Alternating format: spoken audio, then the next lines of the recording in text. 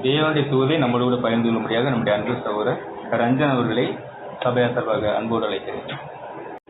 கிறிஸ்துக்குள் அன்பு அழைக்கப்பட்ட அன்புக்குரிய சகோதரர்களே, யாவருக்கும் கிறிஸ்துக்குள்ளான அன்பையும் வாழ்த்தையும் தெரிவித்துக் கொள்கிறேன். தேவன் தாமே கிருபையா தந்த நாளுக்காக நன்றியோடு சொல்லியிருக்கிறேன். வேறு தியானத்துக்கென்று மத்தேயு சுவிசேஷம் 13ஆம் அதிகாரம் 54 முதல் 57 வரை.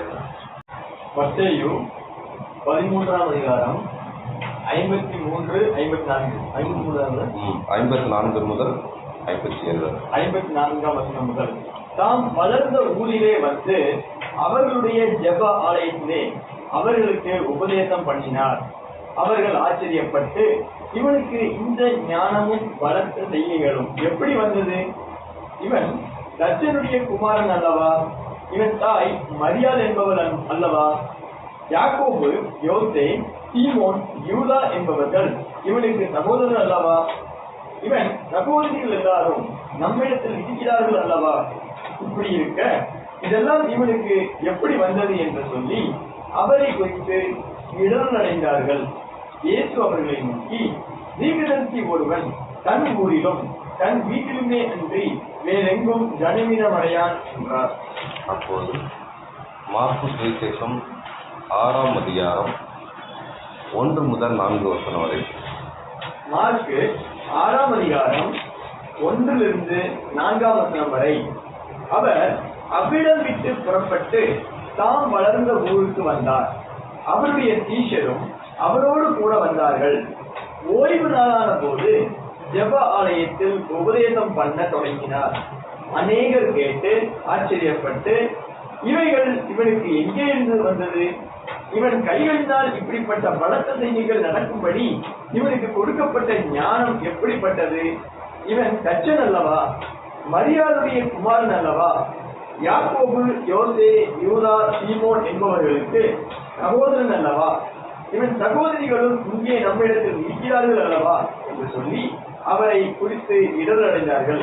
இயேசு அவர்களை நோக்கி, தீர்க்கதரிசி ஒருவன் தன் ஊரிலும் தன் இனத்திலும் தன் வீட்டிலுமே அன்றி வேறெங்கும் கனவீனமடையான் என்றார். அப்போது அன்புக்குரிய சகோதரர்களே, இயேசு கிறிஸ்து அற்புத அடையாளம் பண்ணாரு. அவர் ஞானஸ்தானம் எடுக்கிறார். 30 வயசு ஞானஸ்தானம் எடுத்து அவர் அற்புத அடையாளம் பண்ணாரு.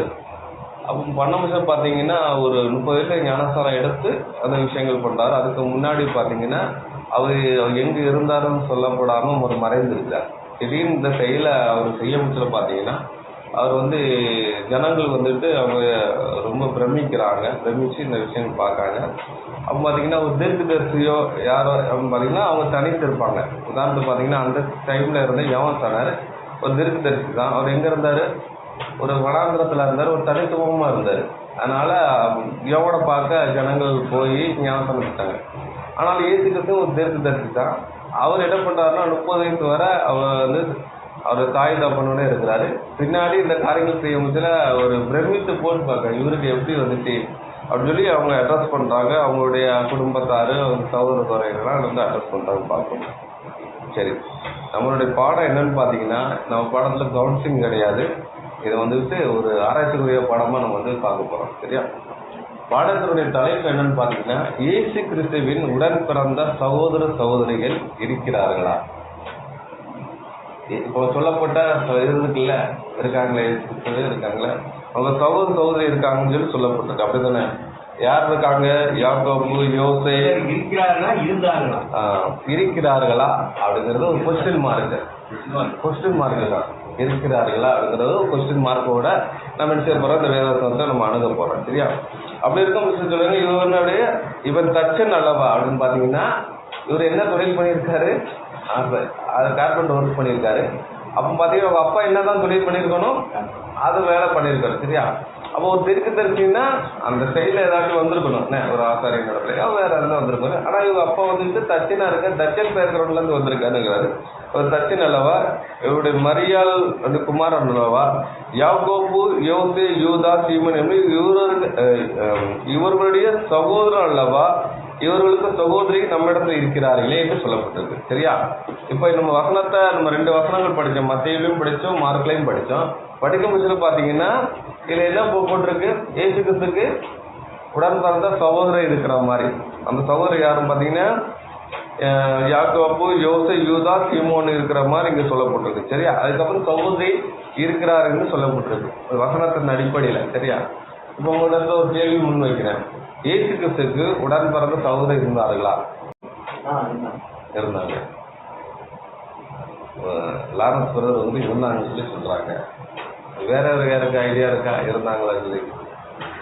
சேர்க்கப்பட்ட புத்தகங்கள் இருக்கு இல்லையா, அதுல வந்து பாத்தீங்கன்னா ஒரு புக்கு வந்து இயேசு கிறிஸ்துவுடைய பேரை எழுதின புக் இருக்கு, அதாவது சகோதரருடைய மகன். சரி சரி. வேற யாருக்கு ஏதாவது ஒரு ஐடியா இருக்கா?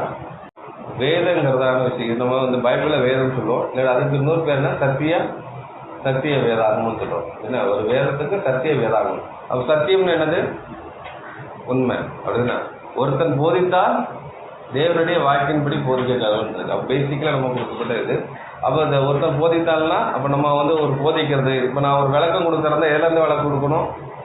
இந்த 66 புத்தகத்துல இருந்தால் விளக்கம் கொடுக்கணும். அப்படித்தானே? இந்த 66க்கு இந்த எக்ஸ்பிளேஷன், அதாவது விளக்கம் எதில் இருக்கு? இந்த குத்து விளக்கில் இருக்கு. அப்படித்தானே? அதுக்கப்புறம் அவ்வாறு 6 அவ்வாறு, அப்புறம் 6 அப்படின்னா 6 அப்பங்கள் எங்க இருக்கு? அது ஆசாரிப்படாதுல. அப்போ வந்து வேதத்துக்கு வந்துட்டு விளக்கம் நீங்க தான் கொடுக்க போனா வேதத்தை. வேதங்கிறதான வேதத்துல இருந்தா அந்த காரியங்கள் வந்திருக்கு. அப்ப வேதத்துல இருந்தா விளக்கம் இருக்கு. அப்படின்னா ஒரு போர்ஷன் நம்ம படிக்கும் ஸ்கூல்லையே, அந்த போர்ஷன்ல கேள்வி எதுல வரும்? அதே போர்ஷன்ல பதிலும் எதுல தான் இருக்கும்? அதே போர்ஷன்ல தான் இருக்குண்ணே. அவன் படிக்கும் பாத்தீங்கன்னா இயேசு கிறிஸ்து உடன்பட்ட சகோதரனை குறித்து எதுல இருக்குன்னு பாத்தீங்கன்னா சுவிசேஷங்களா இருக்கு. நான் சுவிசேஷத்துல எங்க இருக்கு? அந்த 4 சுவிசேஷத்தையும் நம்ம எடுக்கிறது படிச்சா இதுல புரியும் அவங்களுக்கு சகோதரர் இருக்கிறாங்களா இல்லையாங்கிற விஷயத்த வந்து புரிஞ்சுக்கலாம் பார்க்கும். இவன் பாத்தீங்கன்னா இப்ப கேள்வி எழுப்பும் பட்சத்துல ஒரு சகோதரர் சொல்லிட்டான். என்ன சொன்னாங்கன்னா இயேசு கிறிஸ்துக்கு சகோதரி இருந்தாங்கன்னு சொல்லி சொல்றாங்க. அது சொல்லப்பட்டிருக்கு. மற்றவங்க என்ன பண்றாங்க பாத்தீங்கன்னா நிதானிக்காங்க. ஏன்னா நிதானிக்காங்கன்னா அவங்களுக்கு தெரியலன்னு தான் புரிக்கணும். இதை பத்தி தெரியலன்னா அது உண்மையா இருக்கலாமா? உண்மையாகவும் இருக்கலாம், இல்லாட்டா பொய்யா கூட இருக்கலாம். பொய் மீன்ஸ்னா அது என்னன்னு தெரியல அப்படின்னு தான் சொல்ல முடியும். அந்த கருத்தோடு இருக்கிறாங்க, எல்லாரும் மௌனமா இருக்காங்க. சரி.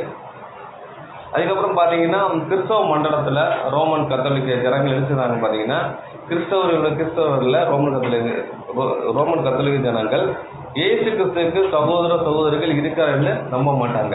அப்படி சொன்ன எழுதுவாங்க, அவங்க கோவப்படுவாங்க. சரியா? அதை ஏற்றுக்கொள்ள மாட்டாங்க. காரணம் என்னன்னா மரியாள் எப்பொழுதுமே என்னவா இருக்காங்க? கன்னியா இருக்காங்க, சுத்த கன்னியா இருக்காங்க. அவங்க நம்பப்படுறாங்க.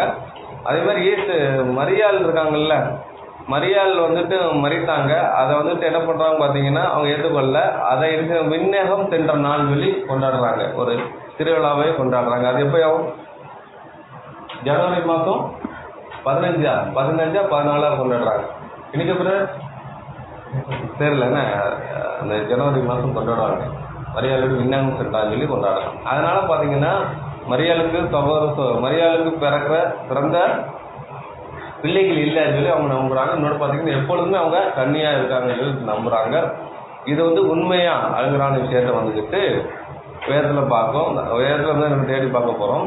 அப்போ அவங்க என்ன நினைக்கிறாங்கன்னா எப்பொழுதுமே அவங்க கன்னியா இருக்காங்கன்னு சொல்லி சொல்லப்படுது. சரி, அப்போ 2 கொஸ்டின் மார்க் போட்டு எடுத்து போகிறோம். அந்த வேதவசனத்தை வந்து அணுக போகிறோம். ஒன்று பார்த்தீங்கன்னா மரியாள் எப்பொழுதும் கன்னியா இருக்கிறார்களாங்கிற விஷயத்த நம்ம பார்க்க போகிறோம். 2வது வந்துட்டு பார்த்தீங்கன்னா மரியாளுக்கும் யோசேப்புக்கு பிறந்த சகோதரி இருக்கிறார்களா இல்லையா என்றங்கிற விஷயத்த வந்து பார்க்க போறோம். அது பார்க்கும்போதுல யாக்கோபு, யோசே, சீமோன், யூதா என்பவர்கள் யார்? இவர் வந்து யாருடைய பிள்ளைகள்? இப்போ சொல்லப்பட்டிருக்கல இவங்க யாருடைய பிள்ளைகள்ங்கிற விஷயத்த பார்க்க போறோம். இப்போ முதல் வந்துட்டு ஒரு கொஸ்டின் போட்டோம், மரியாள் எப்பொழுதும் கன்னியா இருந்தார்களாங்கிற விஷயத்து ஒரு கொஸ்டின் மார்க் போட்டோம். அதை 2 பேர் நம்ம வந்து பார்க்கலாம், படிச்சிடலாம். மத்தேயு சுவிசேஷம் 1ஆம் அதிகாரம் 18, 19, 20, 21. மத்தேயு 1ஆம் அதிகாரம் 18ஆம் வசனம். இயேசு கிறிஸ்துவினுடைய ஜனனத்தின் விவரமானது அவருடைய தாயாகிய மரியாள் யோசேப்புக்கு நியமிக்கப்பட்டிருக்கையில் அவர்கள் கூடி வரும் முன்னே அவள் பரிசுத்த ஆவியினாலே கர்ப்பவதியானாள் என்று காணப்பட்டது. அவள் புருஷனாகிய யோசேப்பு நீதிமானாயிருந்து அவளை அவமானப்படுத்த மனதில்லாமல் ரகசியமாய் அவளை தள்ளிவிட யோசனையாயிருந்தான். இவன் இப்படி சிந்தித்துக் கொண்டிருக்கையில் கர்த்தருடைய தூதன் சொப்பனத்தில் அவனுக்கு காணப்பட்டு, தாவீதின் குமாரனாகிய யோசேப்பே, உன் மனைவியாகிய மரியாதை சேர்த்துக் கொள்ள ஐயப்படாதே, அவளிடத்தில் உற்பத்தியா இருக்கிறது, பரிசுத்த ஆவியினால் உண்டானது. சரி, 24-25. 24ஆம் வசனம். யோசேப்பு நித்திரை தெளிந்து எழுந்து கர்த்தருடைய தூதன் தனக்கு கட்டளையிட்டபடியே தன் மனைவியை சேர்த்துக் கொண்டு அவள் தன் முதல் பேரான குமாரனை பெருமளவும் அவளை அறியாதிருந்து அவருக்கு இயேசு என்று பெயரிட்டான். அப்போது பார்த்தீங்கன்னா தன் மூத்த குமாரனை பெருமளவும் அவளை அறியாதிருந்தான். அப்போ அந்த அறியாதிருந்தால் என்னங்கிற விஷயத்தை வந்து நாம் பார்க்கலாம். அப்போ சில இடத்துல அவன் வந்துட்டு சில இடத்துல காயின் மனைவி அறிந்தான், ஆதாம் மனைவி அறிந்தான் அப்படி சொல்லப்பட்டதுக்கப்புறம் அவங்க குழந்தைகள்லாம் பிறந்திருக்கும். அறியாதிருந்தான் அப்படிங்கிற விஷயத்தில் பார்க்கும் சில பார்த்தீங்கன்னா அதில் வந்துட்டு திருவள்ளியத்தில் இருக்க இப்போ JW வெர்ஷன் இருக்கா, JW வெர்ஷனில் என்ன போடுறதுன்னு பார்த்தீங்கன்னா, ஆனாலும் அவனுக்கு ஒரு மகன் பிறக்கும் வரை அவளோடு அவர் உறவு கொள்ளவில்லை, அந்த மகனுக்கு இயேசு என்று பெயரிட்டார். அப்போ உறவு கொள்ளவில்லைன்னா அவங்க தாம்பத்திய வாழ்க்கை ஈடுபடலைங்கிற விஷயத்த அவர் சொல்கிறார். அப்போ அறியாதிருந்தாங்கிற விஷயம் என்னன்னு பார்த்தீங்கன்னா அவங்க வந்துட்டு கணவன் மனைவியாக வாழலை அப்படின்னு சொல்லி சொல்லப்பட்டிருக்கு. அப்போ வந்துட்டு அதுக்கு அறியாதிருந்தாங்கிற விஷயத்துக்கு அப்போ இயேசு கிறிஸ்து பிறந்ததுக்கப்புறம் அறிந்தார்னா அதுக்கப்புறம் குழந்தை பிறந்துச்சாங்கிற விஷயத்த வந்து நம்ம வந்து பார்க்க போகிறோம். அப்போ அறிந்தது அறியாததுங்கிற விஷயத்த நம்ம வந்து பார்க்க போகிறோம். இப்போ வந்துட்டு யோசேப்புக்கு வந்துட்டு அவங்க வந்துட்டு திருமணம் ஆனதுக்கப்புறம் அவங்க வந்துட்டு குழந்தை உண்டாகிருக்காங்கிற விஷயத்த யோசேப்பு அறிஞ்சு அவங்க வந்து விளக்கலாம் என்று பார்க்குறாங்க. அப்போ பார்த்தீங்கன்னா அவங்க வந்துட்டு தேவதூதன் சொல்கிறாரு. அப்போ வந்துட்டு அந்த குழந்தை வயசில் இருக்க முச்சில் அறியாத இருந்தாங்கன்னா அவங்க கூட குடும்ப வாழ்க்கையில் ஈடுபடலைங்கிற விஷயத்த சொல்லப்பட்டது. அப்போ அதாவது அறிந்தான் அறியலைங்கிற விஷயத்த அவங்க சொல்லப்பட்டிருக்கு. அப்போ அறியவில்லை என்றான்னா அவங்க வந்து குடும்ப வாழ்க்கையில் ஈடுபடலை, அறிந்தான் அப்படின்னு சொல்ல முடிச்சு பார்த்தீங்கன்னா குடும்ப வாழ்க்கையில் ஈடுபட்டான்னு சொல்லி வேதத்தில் அந்த அறிந்தது அறியாதுங்கிற விஷயத்த விளக்கம் கொடுக்கப்பட்டிருக்கு. சரி, நம்ம இன்னொரு விஷயம் பார்த்தலாம். லூக்கா சுவிசேஷம் 1ஆம் அதிகாரம் 31ஆம் வசனம் படிக்கலாம்.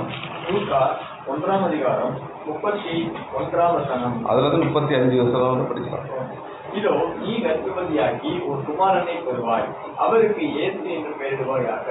அவர் பெரியவராய் இருப்பார், உன்னதமானவருடைய குமாரன் எண்ணப்படுவார். கர்த்தராகிய தேவன் அவருடைய பிதாவாகிய தாவீதின் சிங்காசனத்தை அவருக்கு கொடுப்பார். அவர் யாக்கோபின் குடும்பத்தாரை என்னென்றைக்கும் அரசாளுவார், அவருடைய ராஜ்யத்துக்கு முடிவிராது என்றான். அதற்கு மரியாள் தேவதூதனை நோக்கி, இது எப்படி ஆகும், புருஷனை அறியேனே என்றாள். தேவதூதன் அவளுக்கு பிரதியுத்தரமாக, பரிசுத்த ஆவி உன்மேல் வரும், உன்னதமானவருடைய பலம் உன்மேல் நிழலிடும், ஆதலால் உன்னிடத்தில் பிறக்கும் பரிசுத்தம் உள்ளது தேவனுடைய குமாரன் எனப்படும்.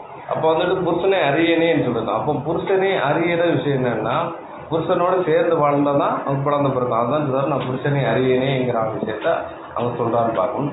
அப்போ அந்த அறிந்தேனேங்கிற விஷயத்த என்னங்கிற விஷயத்த வந்து நம்ம பார்க்க போறோம். படிச்சிடலாம். ஆதியாகமம் 4ஆம் அதிகாரம் 1ஆம் வசனம். ஆதியாகமம் 4ஆம் அதிகாரம் 1ஆம் வசனம். ஆதாம் தன் மனைவியாகிய ஏவாளை அறிந்தான். போதும். அப்போ ஆதியாகமம் 4:1 ஏவாளை இருக்கிறது. ஆதாம் ஏவாளை அறிந்தான்னு சொல்லப்பட்டிருக்கு. அது வந்து திருவிழியத்தில் படிச்சிடலாமா, வச்சுருக்கீங்களா?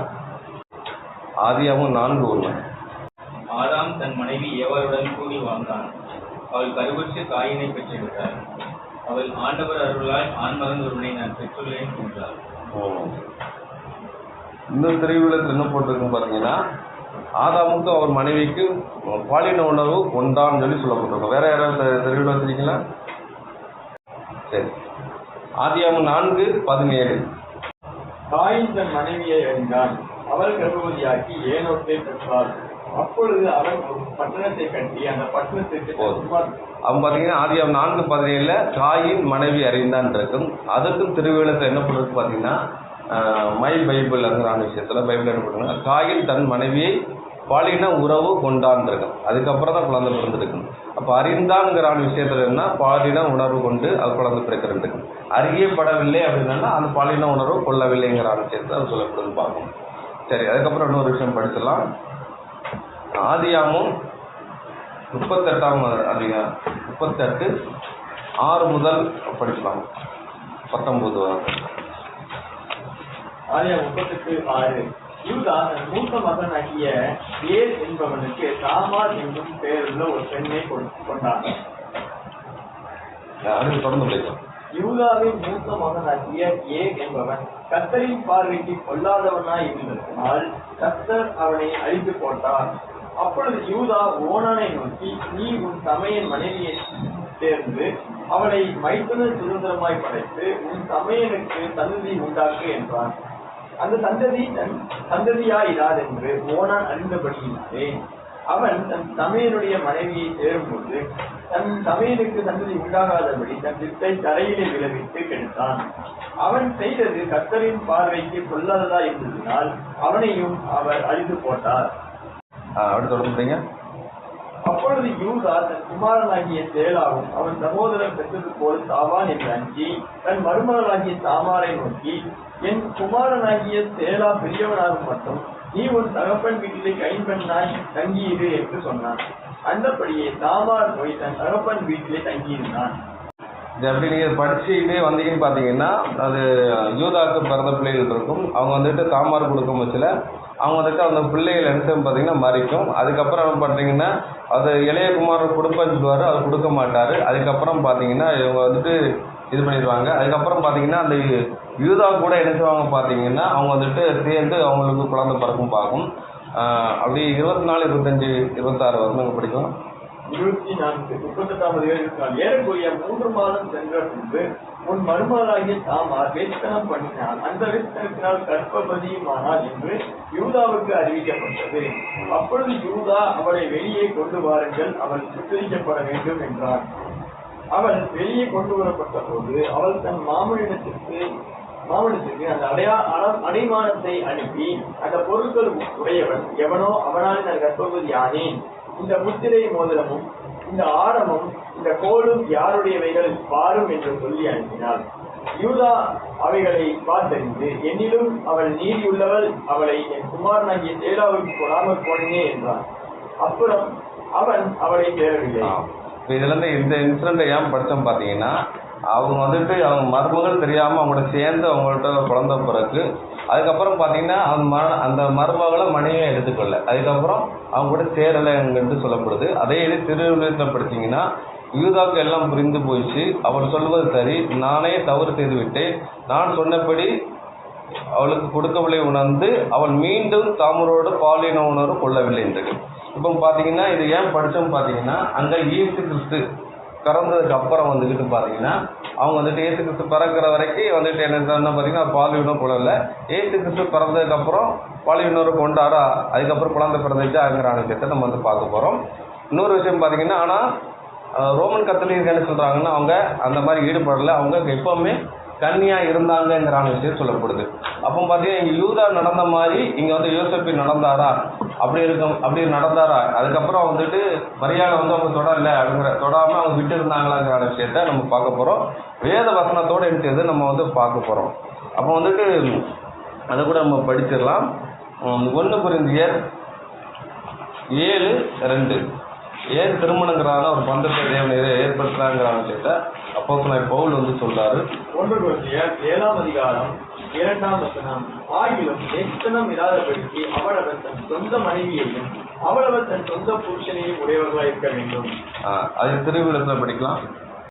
அது திருவிழத்தில் என்ன படிக்கலாம். ஆனாலும் பாடுபடுவதென ஏற்படும் பாவம் எப்பொழுதும் ஆபத்துக்குரியது என்பதால் ஒவ்வொரு ஆணும் தன் சொந்த மனைவியோடு வாழ்ந்திருக்க வேண்டும் சொல்றாரு. ஒவ்வொரு பெண்ணும் அவருடைய சொந்த கணவனோடு இருந்திருக்க வேண்டும்ன்றது. அப்போ பார்த்தீங்கன்னா கணவன் மனைவி உறவை தேவனை ஏன் ஏற்படுத்தி பார்த்தீங்கன்னா வேசித்தனம் இல்லாதபடி தன் மனைவியை வந்துட்டு தன் புருஷன் மாதிரி பாவிக்கின்றது. அது பால் உணர்வு சொல்லப்படுது. அப்போ தேவன் ஒரு மனுஷனுக்கு திருமண பந்தம் ஏன் வச்சிருக்கான்னா அவன் வந்துட்டு தவறி போயிடக்கூடாது, அவருக்காக திருமண பந்தங்கிறான விஷயத்தை அவர் தேவன் வந்து ஏற்படுத்தியிருக்கிறாருங்கிற விஷயம் சொல்றாரு. ஆதியாகமம் 2:18 பண்ணீங்க. தேவன் ஏன் ஒரு மனுஷனுக்கு அந்த விஷயம் பண்ணாரு? ஆதியாகமம் 2:18 பின்பு தேவனாகிய கர்த்தர் மனுஷன் தனிமையாய் இருப்பது நல்லதல்ல, ஏற்ற துணையை அவனுக்கு உண்டாக்குவேன் என்றார். அப்ப பாத்தீங்கன்னா ஏற்ற துணை யாருக்கு? ஆதாமுக்கு ஏவாளை ஏற்ற துணையா உண்டாக்கியிருக்காரு. அது போல பாத்தீங்கன்னா தேவன் படைத்த அந்த மிருகங்கள், பறவைகள், ஊரும் பிராணிகள் எல்லாமே என்ன பண்ணியிருக்காரு? ஜோடி ஜோடியாக தான் படைச்சிருக்காரு. என்ன எல்லாருக்கும் என்ன படைத்த தனியாக படலை, இந்த படைக்கிற ஜோடி ஜோடியாக. அப்போ ஜோடிங்கிற விஷயம் என்னது? இனவிருத்தி. பழுகி பெருகி பூமியை நிரப்புங்கன்னு சொல்லி பறவைகளுக்கு, மிருகங்களுக்கு, மனுஷனுக்கு எல்லாருக்கும் கொடுக்கப்பட்டதான முதல் ஆசீர்வாதம் என்னன்னா, நீங்கள் பழுகி பெருகி பூமியை நிரப்புங்கன்னு சொல்லி சொல்லியிருக்காரு. அப்படி இருக்கும் சார் பார்த்தீங்கன்னா இவங்க வந்துட்டு முதல் பேரான குமாரன் பெரும் அளவுக்கு என்ன பண்ண பார்த்தீங்க அறியாது இருந்தாங்க அப்படின்னு பார்த்தீங்கன்னா, அதுக்கப்புறம் என்ன பண்ணியிருப்பாங்க, அவங்க குடும்ப வாழ்க்கையில் ஈடுபட்டிருப்பாங்கன்னு பார்க்கணும். அதுக்கப்புறம் பார்த்தீங்கன்னா மரியாளும் யோசிப்பு என்ன செய்யறாங்க பார்த்தீங்கன்னா 12 வருஷமாக எழுதுறாங்க வாழ்ந்தாங்க வேதத்தில் பதிவு இருக்கா இல்லையா? இயேசு கிறிஸ்து அதாவது மரியாளும் யோசிப்பும் கணவன் மணியாக என்ன செய்ய 12 வருஷம் வரைக்கும் வாழ்ந்திருக்காங்க, வேதத்தில் இருக்கு. 12 வருஷம் வாழ்ந்திருக்காங்கன்னா அவங்க என்ன எழுதிருப்பாங்க, குடும்ப வாழ்க்கையில ஈடுபட்டிருப்பாங்க. அதான் சொல்றாரு முதற் பேரான அவன் பிறக்கும் முறை அறியாது இருந்தான். அதுக்கப்புறம் என்ன செஞ்சிருப்பாங்க, அறிந்து கொண்டான் படிக்கும் பார்த்தீங்கன்னா சேர்ந்து வாழ்றது. அப்போ என்ன செஞ்சிருப்பாங்க, சேர்ந்து வாழ்ந்திருப்பாங்கிற விஷயத்தை நம்ம வந்து புரிஞ்சுக்கலாம்னு பார்க்கும். அப்போ கணவன் மனைவி ஒரு அந்தஸ்து பெற்று ஒரே வீட்டில் பிரிந்து வாழலாமா? இப்போ உலகம் என்ன சொல்லுதுன்னா, அரசியல் மக்கள் என்ன சொல்றாங்கன்னா, அவங்க கணவன் மனைவியாக இருந்திருப்பாங்க. ஆனால் என்ன பண்ணிருப்பாங்கன்னா அவங்க எடுக்கிறது கணவன் மனைவி இல்லாதது அவங்க பிரிஞ்சு வாழ்ந்திருப்பாங்க அப்படிங்கிற சொல்றாங்க. அப்படி கூட ஒரு கண்ணோட்டத்தோட கூட எடுத்துட்டு வேதாசனத்தை நம்ம பார்க்கலாம். வேதம் என்ன சொல்லுதுங்கிற விஷயத்தை படிக்கலாம். 1 கொரிந்தியர் 9ஆம் அதிகாரம் 4-5 வசனங்கள் படிக்கலாம். 1 கொரிந்தியர் 9ஆம் அதிகாரம் 4-5 வசனங்கள். புசிக்கவும் குடிக்கவும் எங்களுக்கு அதிகாரம் இல்லையா? மற்ற அப்போஸ்தலரும் கர்த்தருடைய சகோதரரும் கேபாவும் செய்தது போல மனைவியாகிய ஒரு சகோதரியை கூட்டிக் கொண்டு தெரிய எங்களுக்கும் அதிகாரம் இல்லையா? இப்போ பவுல் திருமணமாகாம இருக்காரு, அந்த மாதிரி விஷயத்த அவர் சொல்றாரு. எங்களுக்கு இருக்கிறாரு திருமணம் ஆகி ஒரு சகோதரியை கூட்டு போல அதிகாரம் இல்லையா அப்படின்னு சொல்லிட்டு 7 வசனம் படிங்க. 7வது வசனம். எவன் தன் சொந்த பணத்தை செலவழித்து தன்னிலே சேவகம் பண்ணுவான், எவன் திராட்சை தோட்டத்தை உண்டாக்கி அதன் கனியில் குத்தியாதிருப்பான், எவன் மந்தியை வீழ்த்து அதன் பாலை சாப்பிடாதிருப்பான். 9வது வசனம். போரடிக்கிற மாட்டை வாய்க்கட்டாயாக என்று மோசேயின் பிரமாணத்தில் எழுதியிருக்கிறது. தேவன் மாடுகளுக்காகவே கவலையா இருக்கிறாரோ? அப்போது இப்ப வந்து ஞான அர்த்தத்துல ஒரு விஷயம் சொல்றாரு. ஒருத்தர் என்ன திராட்சை தோட்டத்தை வந்து அதை கனியை குத்தியாம இருப்பானா, மாடு வச்சிருக்கா வந்து அது பாலை சாப்பிடாம இருப்பானா. அதே மாதிரி ஒரே குடும்பத்துல ஒரு கணவன் மனைவியா இருந்து அவங்க வந்துட்டு அதாவது தாம்பத்திய வாழ்க்கையில குடும்ப வாழ்க்கை ஈடுபடாமல் இருக்க முடியுமாங்கிற விஷயத்த ஒரு ஞான அர்த்தமா சொல்றாரு. அதுக்கப்புறம் எடுத்து போர் அடிக்கிற மாடு, போர் அடிப்பாங்க, அந்த மாடு எடுத்து சுற்றி வரும். அது என்ன செய்யும், அந்த அந்த அந்த பயிரை என்ன செய்யும், அந்த இதை சாப்பிடதான் செய்யும். அதே மாதிரி என்ன ஒரே குடும்பத்துல நீ வாழ வச்சுட்டா நீ என்ன செய்ய முடியாது, பிரிந்து வாழ முடியாது, கூடிதான் வாழ முடியும். ஒரு மனுஷனால அப்படி இருக்க முடியாது. ஏன்னா தேவன் அப்படி ஒரு சிருஷ்டிப்பை தான் எல்லா மனுஷனுக்கும் வச்சிருக்கிறார். அதனால எடுத்தது அப்படி ஒரே குடும்பமா வாழ்ந்து ஆண் பெண்ணும் ஒரே வீட்டில் இருந்துட்டு இப்படி நீ வாழ முடியாதுங்கிற விஷயத்தை ஒரு ஞானார்த்தமா இங்க சொல்லப்படுதுன்னு பார்க்கும். அப்ப கணவன் மனைவியாக ஒரே வீட்டில் இருந்து கொண்டு பிரிந்து வாழலாமாங்கிற விஷயத்த வேத வசனம் என்ன சொல்லுதுங்கிற விஷயத்த நம்ம பார்க்கலாம். 1 கொரிந்தியர் 7ஆம் அதிகாரம் 4-5-6 வசனம் படிக்கலாம். 1 கொரிந்தியர் 7ஆம் அதிகாரம் 4-5-6 வசனங்கள். மனைவியானவர் தன் சுய சரீரத்திற்கு அதிகாரி அல்ல, புருஷனே அதற்கு அதிகாரி. அப்படியே புருஷனும் தன் சுய சரீரத்திற்கு அதிகாரி அல்ல, மனைவியே அதற்கு அதிகாரி. உபவாசத்திற்கும் ஜபத்திற்கும் தடையிடாதபடிக்கு இருவரும் சில காலம் பிரிந்திருக்க வேண்டும் என்று சம்மதித்தாலும் ஒருவர் பிரியாதிருங்கள். உங்களுக்கு நிலத்துவம் இல்லாமையால் சாத்தான் உங்களை தூண்டிவிடாதபடிக்கு மறுபடியும் கூடி வாழுங்கள். இதை நான் கட்டளையாக சொல்லாமல் யோசனையாக சொல்கிறேன். இப்ப கணவன் மனைவியா வாழ்றாங்க, ஒருத்தருக்கு அந்த ஆசை பசங்கள் இருக்கும் பட்சத்துல மனைவிட்ட கேட்கும் பட்சத்துல அவங்க போய்தான் ஆகணும். கணவன்கிட்ட அந்த ஆசை பசங்கள் இருக்கும் போது நம்ம போய்தான் இருக்கணும். அப்படி இருக்கும் பட்சத்துல பாத்தீங்கன்னா ஒரு கணவன் மனைவியா வாழும் பட்சத்துல பாத்தீங்கன்னா ஒரே வீட்டில் இருக்கிறது பிரிந்து வாழக்கூடாது, 2 பேரும் சேர்ந்து வாழணுங்கிற அமைச்சு சொல்றாங்க. உபவாசம் ஜபத்துல தான் பிரிந்து வாழணுங்கிற அமைச்சு சொல்றாரு. அதுபடி எடுக்க முடியாது, கூடியதான் வாழணுங்கிறது வேற சொல்லுது. அப்படி இருக்கும் பட்சத்தில் பாத்தீங்கன்னா அவங்க வந்துட்டு ஒரே வீட்டில் பிரிந்து வாழ்ந்திருப்பாங்களா அப்படின்னு பாத்தீங்கன்னா வாழ்ந்திருக்க முடியாது. ஏன்னா வேதமும் எடுத்தது அப்படியே சப்போர்ட் பண்ணலாங்கிற விஷயத்த வேதம் சொல்லப்படுது பார்க்கும். அதுக்கப்புறம் இன்னொரு வசனம் கூட படிக்கலாம். 1 தீமோத்தேயு 4ஆம் அதிகாரம் 1, 2, 3 வசனங்கள் படிக்கலாம்.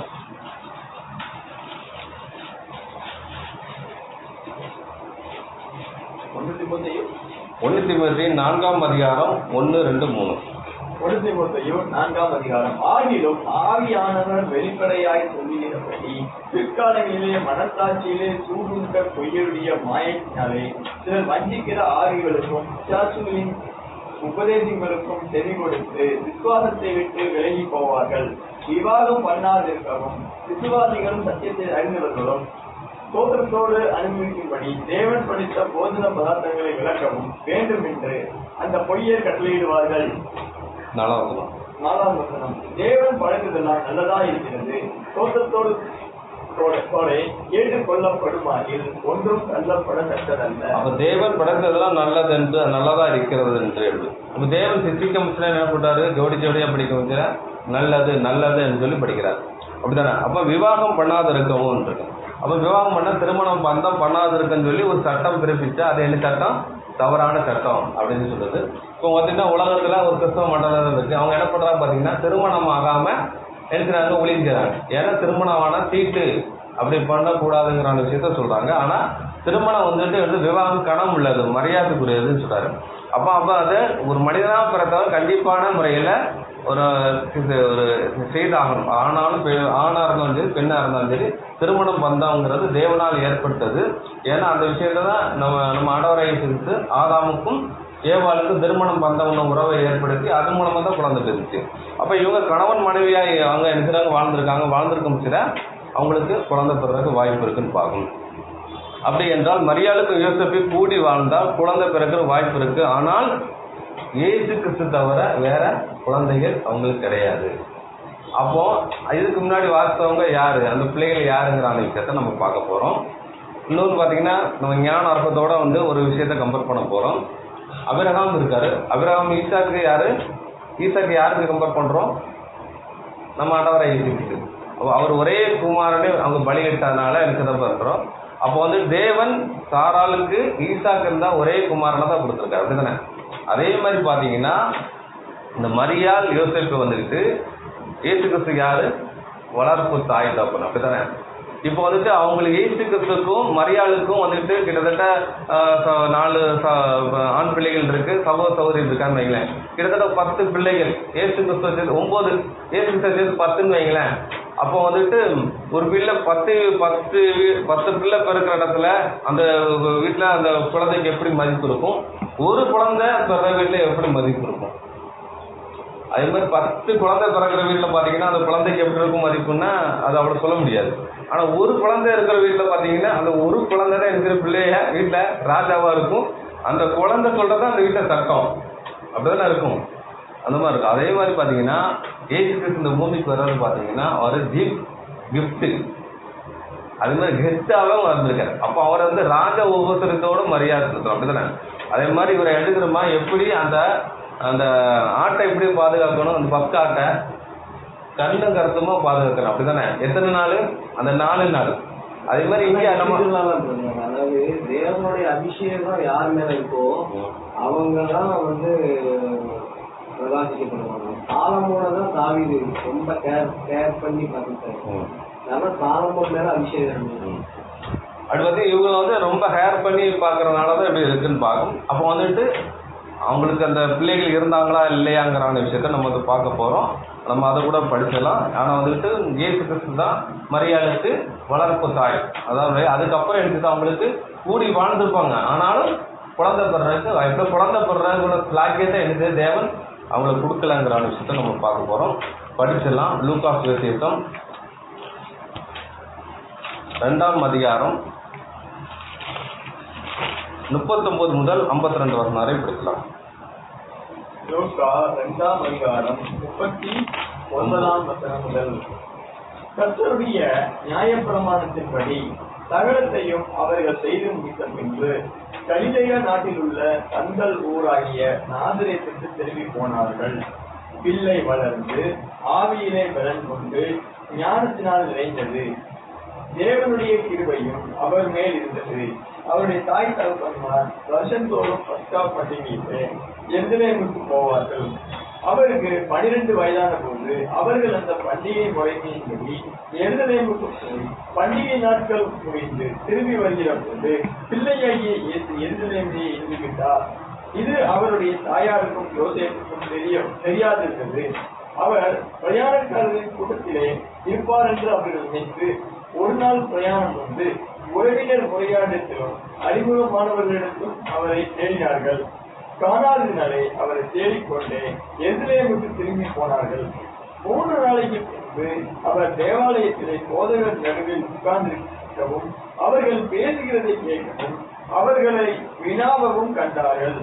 அவர் பேச கேட்ட யாவரும் அவருடைய புத்தியையும் அவர் சொந்த மாறுதலங்களையும் குறித்து பிரமித்தார்கள். தாய் தகப்பன்மாரும் அவரை கண்டு ஆச்சரியப்பட்டார்கள். அப்பொழுது அவருடைய தாயார் அவரை நோக்கி, மகனே, ஏன் எங்களுக்கு இப்படி செய்தாய்? இதோ உன் தகப்பனும் நானும் விசாரத்தோட உன்னை தேடினோமே என்றார். அதற்கு அவர், நீங்கள் ஏன் என்னை தேடினீர்கள்? என் பிதாவின் கருத்தவைகளில் நான் இருக்க வேண்டியது என்று அறியீர்களா என்றார். தங்களுக்கு அவர் சொன்ன வார்த்தையை அவர்கள் உணர்ந்து கொள்ளவில்லை. பின்பு அவர் அவர்களுடனே கூட போய் நாசரேத்தோடு சேர்ந்து அவர்களுக்கு கீழ்ப்படிந்திருந்தார். அவருடைய தாயார் சங்கதிகளை எல்லாம் தன் இதயத்திலே வைத்துக் கொண்டாள். இயேசுவானவர் ஞானத்திலும் வளர்ச்சியிலும் தேவக்கிருவியிலும் மனுஷ தயவிலும் அதிகமாய் விருத்தி அடைந்தார். இப்போ பாத்தீங்கன்னா இந்த வசனத்தெல்லாம் சொல்லப்பட்டிருக்கு.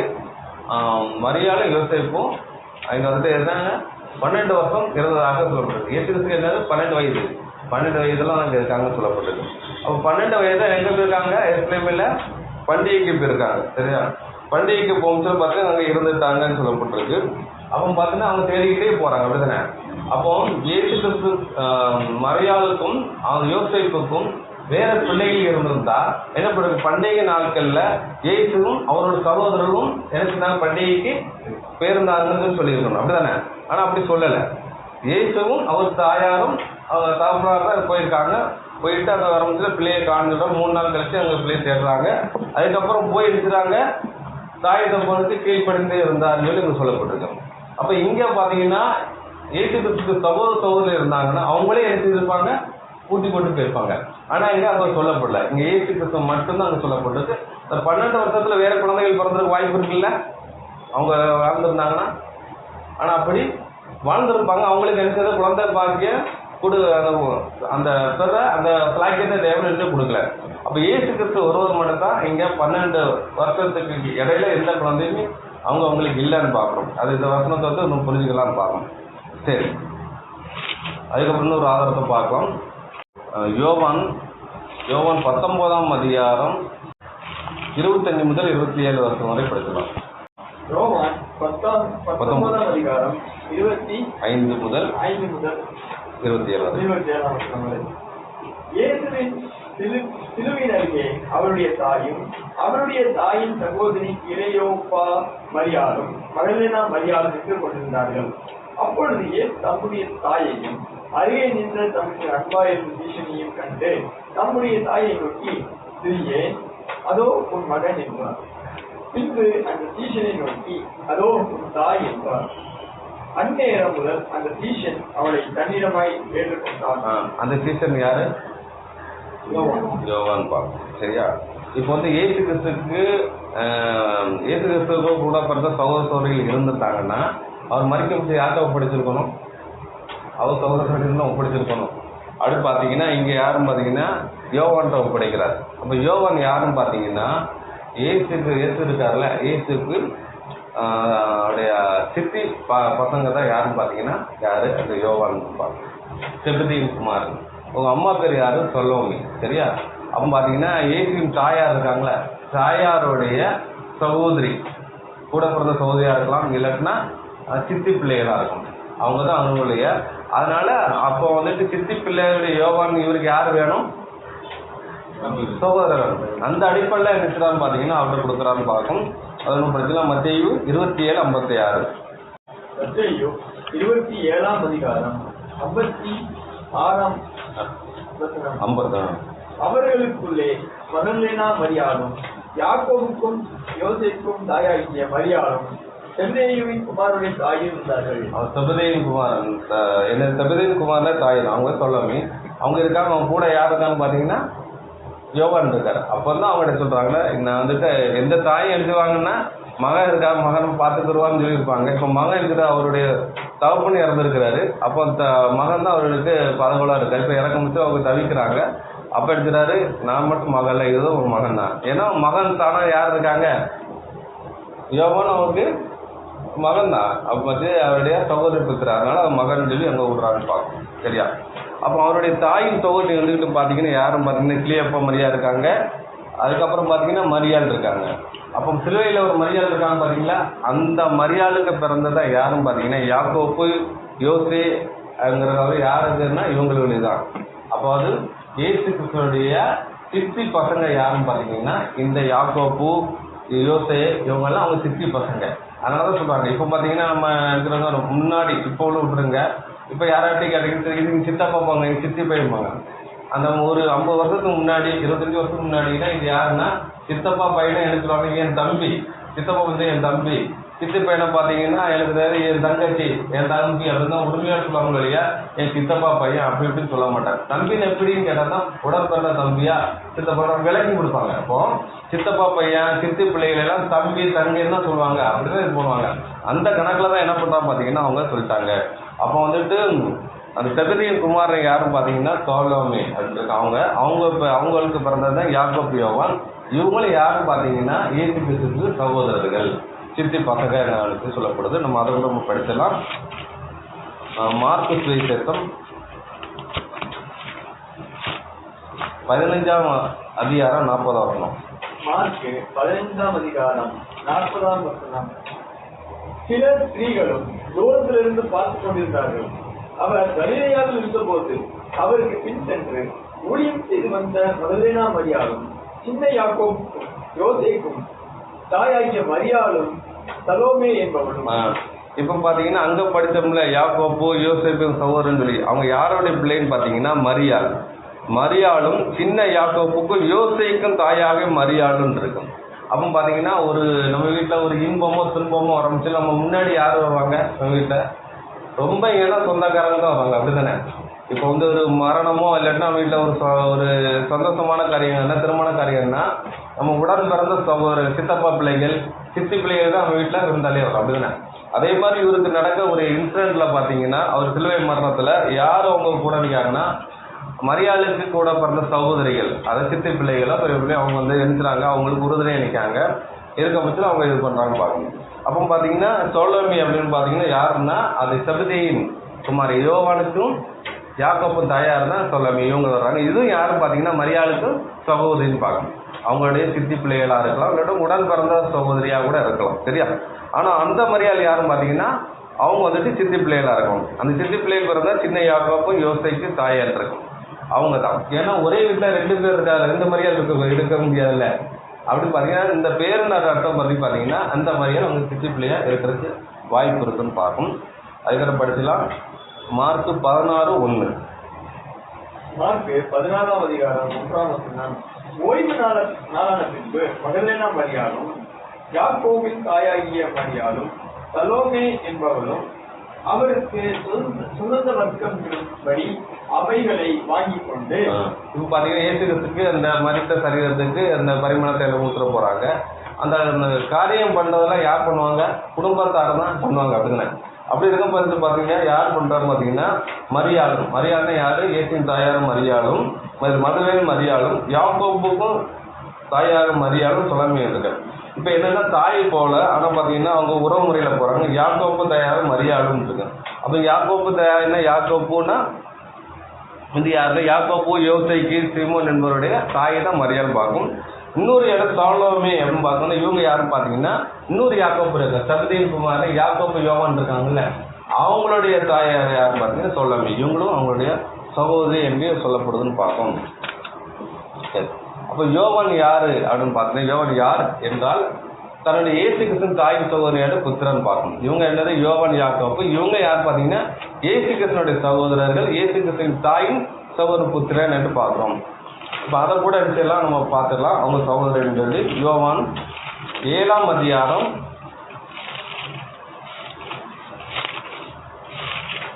2:3 2லிருந்து 6ஆம் வசனம் வரைக்கும்.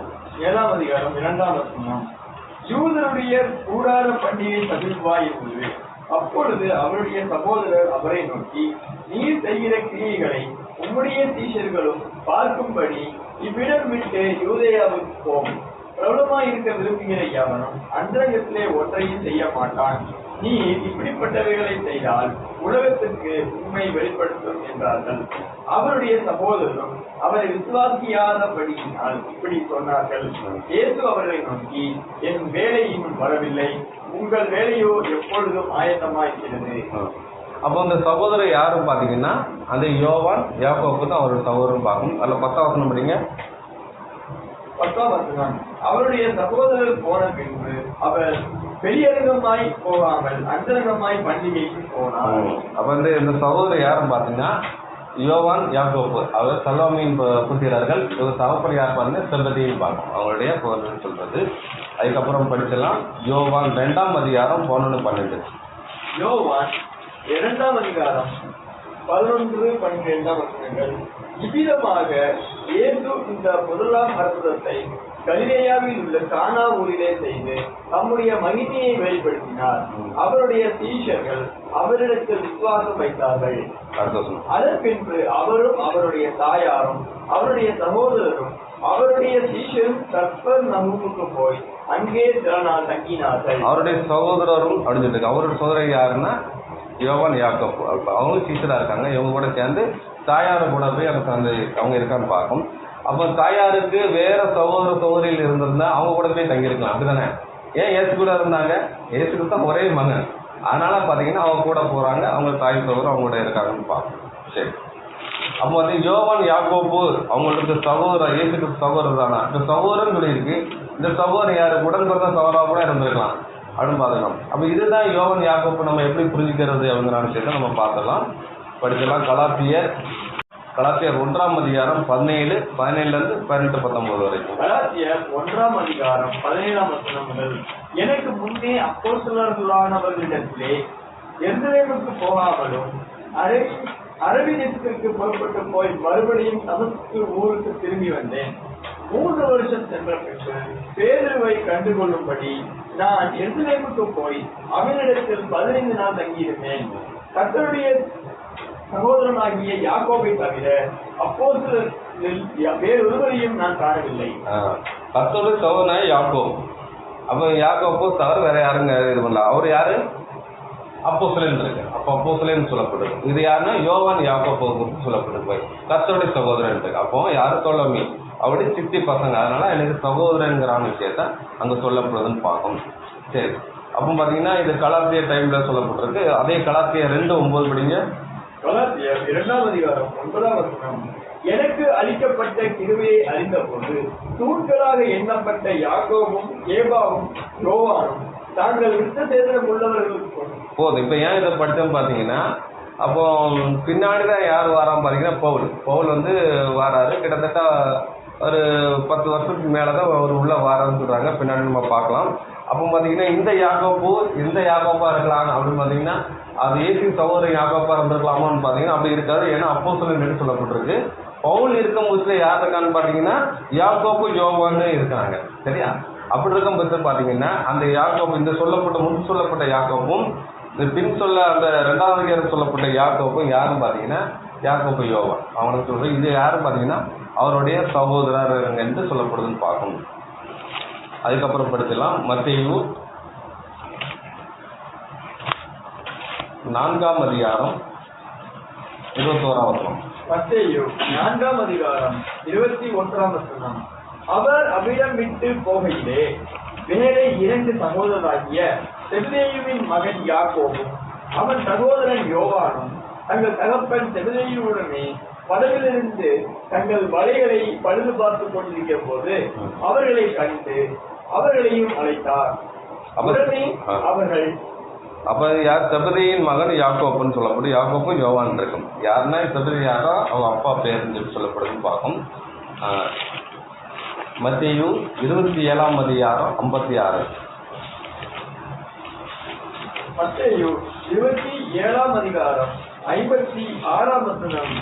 அவர்களுக்குள்ளே மகதலேனா மரியாளும் யாக்கோபுக்கும் யோசேக்கும் தாயாகிய மரியாளும் செபதேயுவின் குமாரருடைய தாயும் இருந்தார்கள். செபதேயின் குமாரனுடைய தாய் அப்ப செபதேயின் குமாரன் யாரு? யோவானும் யாக்கோப்புன்னு இருக்கு. இங்கே செபதேயின் தாய் இருக்கு. அவங்க பேர் யாருன்னு பாத்தீங்கன்னா சொலோமி என்று சொல்லப்படுதுன்னு பார்க்கணும். சரி, அவங்க சொலோமி தடசுலோமின்னு சொல்லப்படுதும். அப்ப யாக்கோப்பு, யோசே, சீமோன், யூதா இவங்க யாருங்கிற விஷயத்தை நம்ம பார்த்தலாம். மத்தேயு 27:56 பார்த்தோம்ல. அதில் என்ன போட்டிருக்கு பார்த்தீங்கன்னா, முதலே மரியாளும் யாக்கோப்பும் யோசேக்கும் தாயாக மரியாளுன்னு இருக்கும். அப்போ இங்கே யாக்கோப்பு யோசேக்கு தாய். அப்போ பார்த்தீங்கன்னா அங்கே சொல்லப்பட்ட மத்தேயுல சொல்லப்பட்ட யாக்கோப்பு யோசே யாருன்னு பார்த்தீங்கன்னா இந்த மரியாள் கிடையாது. யார்? இயேசு தாயாருடைய மரியாள் கிடையாது, சித்தி பிள்ளைகளுடைய மரியாள். அதுதான் யாக்கோப்பு யோசேன்னு இருக்கு. அதனால் அதில் வந்துட்டு அவருடைய மரண தருவாயில் அங்கே நிற்காங்க கூட. அது யாருன்னு பார்த்தீங்கன்னா அந்த மரியாள் யாருன்னா யோசே, யாக்கோப்பு யோசேக்கு தாயாக மரியாள்னு சொல்லப்பட்டிருக்கு. அதுக்கப்புறம் வந்து செபதேயின் குமாரனுடைய தாயார் இருக்கான்னு சொல்லப்படுது. அதே மாதிரி மார்க் 15 40-47.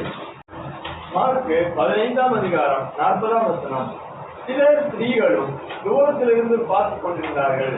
அவர் கலிலேயாவில் இருந்தபோது அவருக்கு பின் சென்று ஊழியம் செய்து வந்த மகதலேனா மரியாளும், சின்ன யாக்கோபுக்கும் யோசேக்கும் தாயாகிய மரியாளும், சலோமே என்பவளும் அவருடனே கூட. அப்ப என்ன பாத்தீங்கன்னா நல்லா போட்டிருக்கு, சின்ன யாக்கோப்புக்கும் யோசேக்கு தாயாக மரியாளுன்னு சொல்லப்பட்டிருக்கு. இப்போ இங்க சிலுவையில் என்ன இடத்துல இதே இன்சிடென்ட் தான் மார்க் பதிவிடுறாரு. சுழம்புச்சில் பார்த்தீங்கன்னா மார்க்கில் மத்தியில சுழம்புச்சில செபதேயின் தாயாகிய செபதேயின் குமாரனை தாயின்னு சொல்லி அங்கே போட்டிருக்கும். இங்கே என்ன போட்டிருக்குன்னா அவங்கள சொலோமி என்று சொல்லப்பட்டிருக்கும். சொலோமி என்பவர்கள் இருக்கு.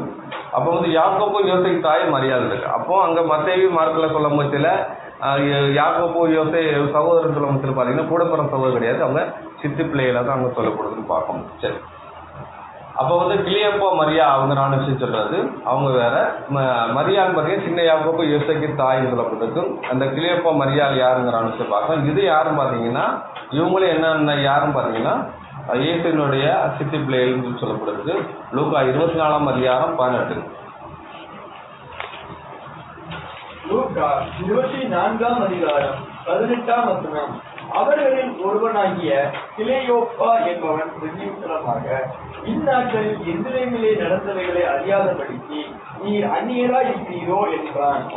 அந்த கிளியோப்பா இவங்களுடைய மனைவி யாருன்னு பார்த்தீங்கன்னா தான் இவங்க மனைவி தான் மரியாள் இருக்காங்க. சரியா, இவங்க மரியாள். அதுக்கப்புறம் இதில் 10 படிங்க.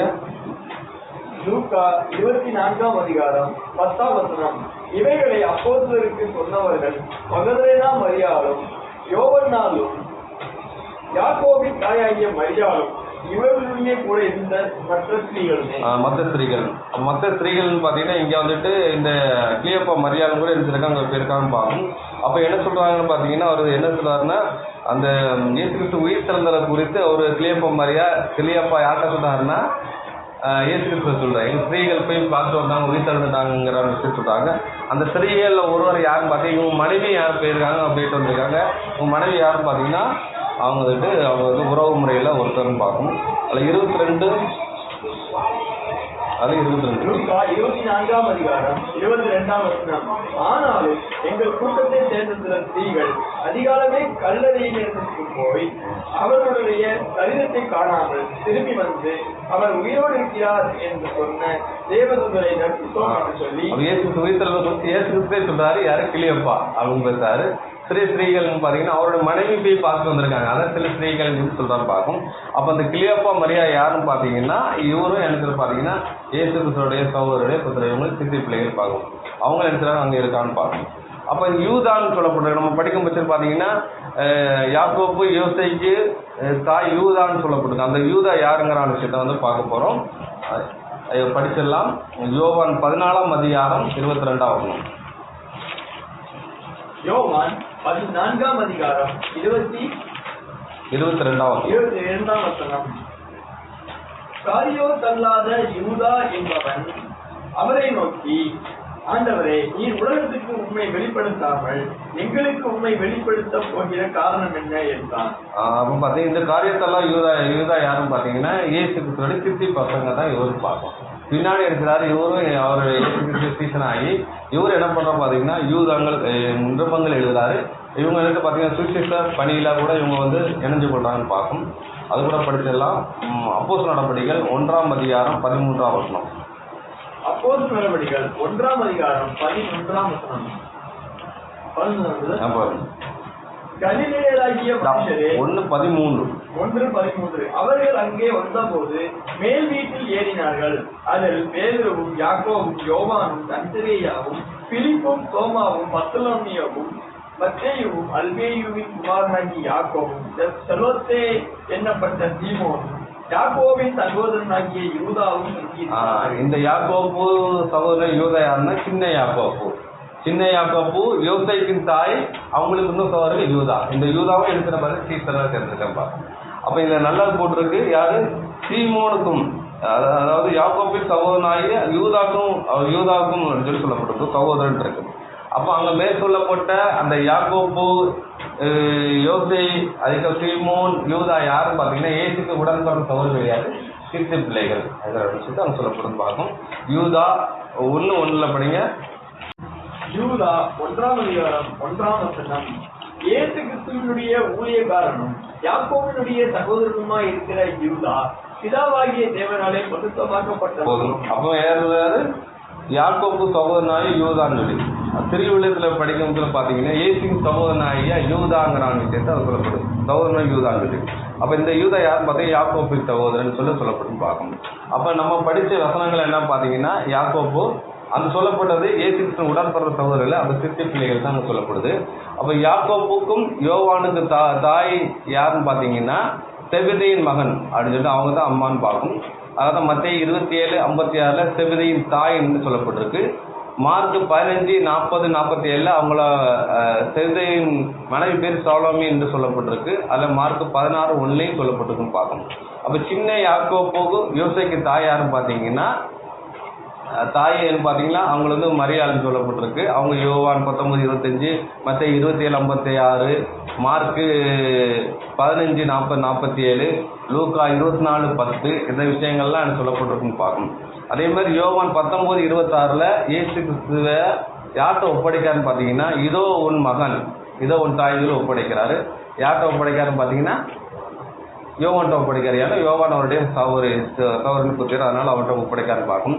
அதனால தான் பார்த்தீங்கன்னா ரோமன் கத்தோலிக்கில் மாதா அந்த கோயிலில் பார்த்தீங்கன்னா இதோ உன் தாய் சொல்லி ஒரு செட்லைனை போட்டு அது கீழே வச்சுருப்பாங்க. ஏன்னா இதுதான் அவங்க தாய் அப்படின்னு சொல்லி வைப்பாங்க. இதோ ஒரு தாய் யார்கிட்ட ஒப்படைக்காங்க, யோவான்கிட்ட ஒப்படைக்காங்க. ஆனால் இவங்க என்ன நினைச்சாங்க, இயேசு கிறிஸ்து தாய் இதோ அப்படின்னு சொல்லி அவங்க இதுதாங்க மாற்றிருக்கான்னு பார்ப்போம். சரி, அதுக்கப்புறம் பார்த்தீங்கன்னா கல்யாணம் அப்படின்னு பார்த்தீங்கன்னா யோவான் 2:1-12 பார்த்தீங்கன்னா காணாவூர் கல்யாணத்தில் யார் போகிறோம் பார்த்தீங்கன்னா அந்த கல்யாணத்துக்கு சொந்த பந்தங்கள் அழைக்க முடிச்சல யோவானும் யாக்கோபும் போகிறாங்க. அவங்களுக்கு அழைப்புதல் இருக்கு, இவங்களையும் போகிறாங்கன்னு பார்க்கும். அதுக்கப்புறம் மத்தேயு 12:46-47 கடைசி வசனமாக பார்க்க முடிச்சலாம். மத்தேயு 12:46-47. இப்படி அவர் ஜனங்களோட பேசுகையில் அவருடைய தாயாரும் சகோதரரும் அவரிடத்தில் பேச வேண்டும் என்று வெளியே நின்றார்கள். அப்பொழுது ஒருவன் அவரை நோக்கி, உங்களுடைய தாயாரும் உங்களுடைய சகோதரரும் உங்களோட பேச வேண்டும் என்று வெளியே நிற்கிறார்கள் என்றார். அப்போ பார்த்தீங்கன்னா சொல்றாரு. அதுக்கப்புறம் யார் தாய் யார் சகோதரர், இது யாரும் பார்த்தீங்கன்னா அவருடைய சித்தி பசங்கள்ல ஒருத்தர், அவங்க கூட இருக்கிறாங்க.